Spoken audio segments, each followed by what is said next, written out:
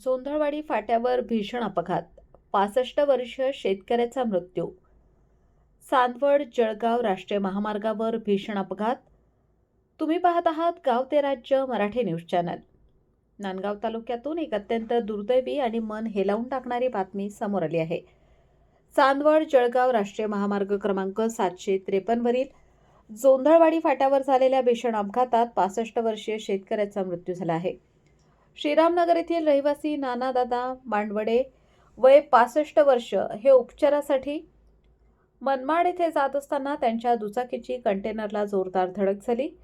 या अपघातात त्यांच्या डोक्याला गंभीर दुखापत झाली.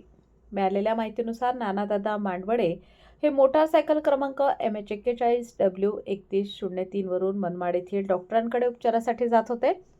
दरम्यान जोंधळवाडी फाट्याजवळ त्यांच्या दुचाकीची कंटेनर क्रमांक MH15CV8153 सोबत धडक झाली. अपघाताची तीव्रता इतकी होती की मांडवडे यांच्या डोक्याला गंभीर दुखापत झाली.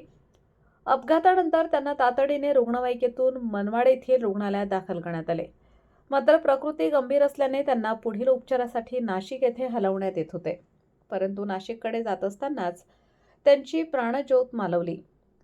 या घटनेने श्रीरामनगर राऊतवाडा परिसरात हळहळ व्यक्त होत असून कुटुंबावर दुःखाचा डोंगर कोसळला आहे.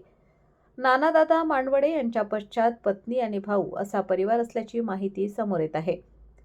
गाव ते राज्य मराठी न्यूज चॅनल. संपादक विजय धामणे, नांदगाव, जिल्हा नाशिक.